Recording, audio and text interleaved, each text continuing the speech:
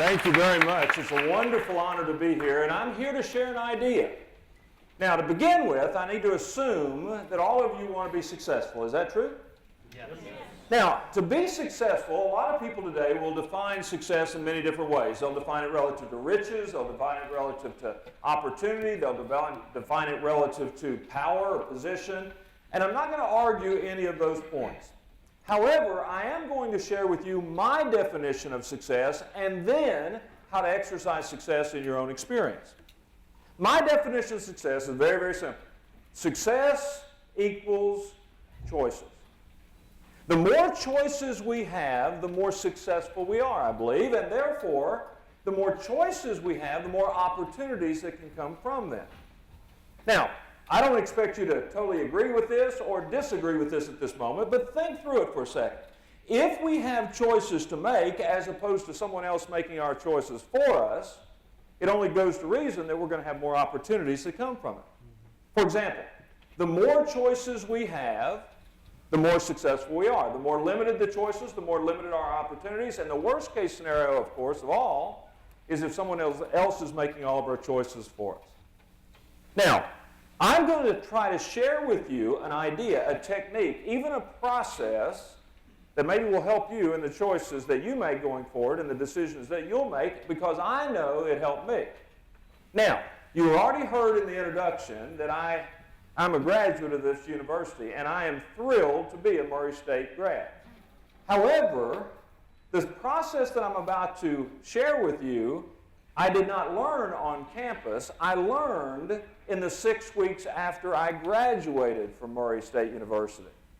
Because in those 6 weeks, after leaving Murray State University, I attended a professional baseball umpiring school. And it was there that I learned a process of making decisions under pressure in sometimes the most heated of experiences or environments that I'm now going to share with you. I like to call them the 5 bases for decision-making success. And I'll start with you by sharing the first 2 of the bases. Now, the first 2 of the bases, I'm hoping, are going to be covered in your educational pursuits. For example, the first base for any decision that you'll make going forward is you got to have the tools. You got to have the tools. You come to university, you come to this college, and into whatever respective college you may be in, trying to learn the tools necessary to be successful in the profession that you've chosen. Now think about this for a second. Every profession has its unique set of tools that are necessary to be successful. A carpenter has a hammer, has a level, has a tape measure. But a doctor has a scalpel, a blood pressure cuff, a syringe. Now, of course, I'm oversimplifying here, but understand that any profession you choose is going to require you to have tools and be able to know how to use those tools. The tools that I'm talking about decision making are research, being able to ask the right questions, being able to explore the opportunities, understanding that we don't want to discount anything out of hand, but that everything should be considered a possibility until we decide further. So number one, I want you to understand that to make good decisions, you got to have the tools. Number 2, to make good decisions, you got to know the rules.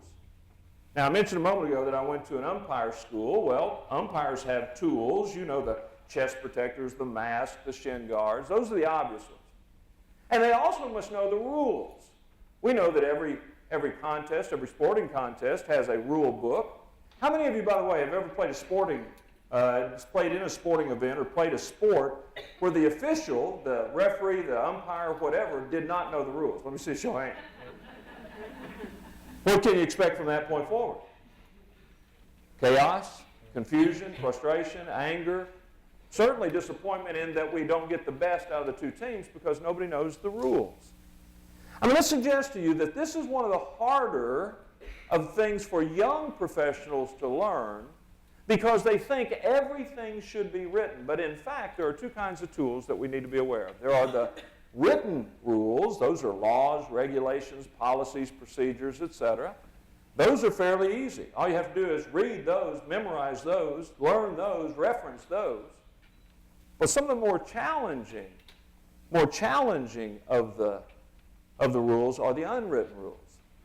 The unwritten rules are driven by culture, habit, are determined by circumstance, history, the way it's always been done in the past, and therefore we either assume that it should always be done in the present if, of course, we helped create that rule, or if we had no way of creating that rule, then we question every rule as to whether or not it's valid or not. Now, I hurry through those first two because I trust that the professors, the deans, the administrators, the people that you come in contact every day here with, who are trying to prepare you for that next venture, are giving you the tools necessary and are sharing with you the rules, both the written rules and preparing you for the habits and procedures that will determine the unwritten rules. But it's the final three steps that I learned at that umpiring school that have helped me the most in making the most successful and effective decisions. Step number 3 is this: position yourself effectively. Now think about that for a second. We can have the tools and we can know the rules, but if we find ourselves out of position, the opportunities oftentimes go unnoticed. And even if we notice the opportunity, we're not in a position to take advantage of them because we have not prepared ourselves accordingly. We must position ourselves effectively. Now, you don't have to be a baseball fan to understand this, but occasionally umpires get caught out of position. And they get caught out of position for 3 basic reasons. And if you understand these 3 basic reasons well enough, you'll understand that anybody, whether you ever step on a baseball field or not, can also suffer from the 3. Okay? Here we go. 3 reasons why an umpire might be caught out of position. Number 1, they were unprepared. They were unprepared for what was expected of them. They were unprepared for what was going to come next. Some of you are wondering, well, what does come next? There's always going to be a question mark. We can never predict with certainty what the future will hold. However, what we can say is that we can prepare ourselves for the moment, and then when the position or when the circumstance or situation unfolds in the future, we're better prepared to deal accordingly. All right, preparation. The second thing is lack of preparation and lack of hustle. Lack of hustle. Unfortunately, sometimes umpires, and this is the term that is used in a baseball game, sometimes an umpire takes a play off. Now, what does that mean? To take a play off, that means I'm going to relax for a bit. That means I'm going to try to catch my breath. Nothing much is happening around me, so I'm not going to be diligent. I'm not going to be focused. And it's almost always at that moment that the unthinkable happens. The unexpected happens. When you let down your guard, as if I'll come to work today and I won't give it my best, that's the day that someone watches you perform and decides you're not what it takes to be successful moving forward in the future. We've got to prepare ourselves. We've got to hustle. But then the third thing that comes into play is this. On a baseball field, occasionally things get, what I like to say, squirrely. Now, what does that mean? A bad hop. The ball goes someplace that nobody expects. There's no way we could have anticipated a particular activity. And so therefore the umpires go, I didn't see that coming, and so therefore it becomes difficult to be in position. However, if they have prepared well in advance, and if they're hustling, even when things get squirrely, when the unexpected happens, they can respond pretty quickly. However, if they haven't hustled and if they haven't prepared themselves, when things get squirrely, problems, well, they mount, they magnify, they become bigger all the time. Now, one of the things that I learned was having the tools and knowing the rules will not put me in the position that I need to be successful. I have to intentionally choose the position that I want to ultimately be in. Which leads me to the fourth consideration in these 5 bases for success. We've got to have the tools, we've got to know the rules, we've got to position ourselves effectively, and number 4, we must master our timing. Master our timing. When we start talking about decision making, there's basically 2 ways you can make a mistake as it relates to timing. You can either decide too quickly or you can take too long to decide. Deciding too quickly means you jump to conclusions. Deciding too quickly means that you let emotion rule your decision. You become emotionally charged and therefore you respond too quickly. But on the other hand, if you wait too long, people start to challenge whether or not you're decisive enough or focused enough or capable enough to be successful in your decision making. I always tell people who I am working with from a managerial perspective, I say, we need to be quick, but don't hurry. Be quick. Understand that there is a time element to everything. Be quick, but don't hurry so fast that you miss or lose the opportunity that's available to you. The final one, the fifth point is you got to make the call. You got to drive your stake in the ground. You got to say, all right, I have the tools, I know the rules, I've positioned myself effectively, I've mastered the timing. But if you don't choose to decide, frankly, we haven't made a successful decision. There are four types of decisions that you should already be prepared to make. First of all, never make a decision that is illegal, immoral, unethical, or highly impractical. Nothing good can come from that. If it's illegal, immoral, highly impractical, or unprofessional, then the fact of the matter is we're going to struggle individually. But on the other hand, if we already know what is acceptable to us, we go forward from there. A few years ago, I had the opportunity of speaking at Fort Bragg military installation in Fayetteville, North Carolina.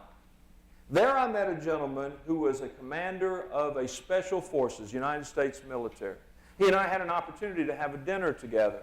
And during the dinner, I asked him a very simple question. I said to him, how do you train soldiers to be the elite of the elite fighting force in the world? He said, and I quote, it's a decision they make. And he proceeded to tell me it's about tools and rules and positioning and mastering timing. He told me all the things that I'd learned on a baseball diamond, but then he added one more thing. He said, when our soldiers get together to train, he said, every morning we chant together. Now, having not been in the military, that caught me by surprise. I said, what do you mean you chant together? Oh, we run, we work out, do our physical training, but we chant together. We share a common bond. I said, well, share one with me. He said, oh, there's so many. And I said, well, pick one. This is the one he shared with me, and I'll never know why, but I'll forever be grateful that he did. He looked at me and he said, and I quote, on my honor, I commit that I will never leave a fallen comrade to be taken captive by the enemy. On my honor, I commit that I will never leave a fallen comrade to be taken captive by the enemy. I said, what does that mean? He said, it means exactly what they said. They have made the decision based on the rules and the tools and the positioning and the timing. They've made the decision that they will stand by one another regardless of what happens. I left that meeting with that gentleman that night. I flew home the next day, but it was hard for me to get the entire experience out of my mind. I kept thinking about what he said. On my honor, I commit that I will never leave a fallen comrade to be taken captive by the enemy. I got to wondering, what if every company started their day by having everybody come in the room and chant together? What if every family started the day around the dinner table or breakfast table holding hands and chanting together? Oh, the chant might be slightly different. On our honor, you can believe that I'm with you, that I'll back you up, that I'll support you, that I'll love you, and that together we'll get through anything. That's a decision that lays a foundation for thousands of other decisions that can help us be successful. It's a decision that made earlier in the life allows us the opportunity to be more successful, as opposed to, if made later in life, unfortunately dooms us to more difficulty. As we finish these kinds of sessions where we come to share ideas together, the first and most important idea is we've got to decide that we're going to support, love, encourage, and always be supportive of one another. Thank you very much for your time. I enjoyed being here very much. Thank you very much. I appreciate it. Thank you. Thank you.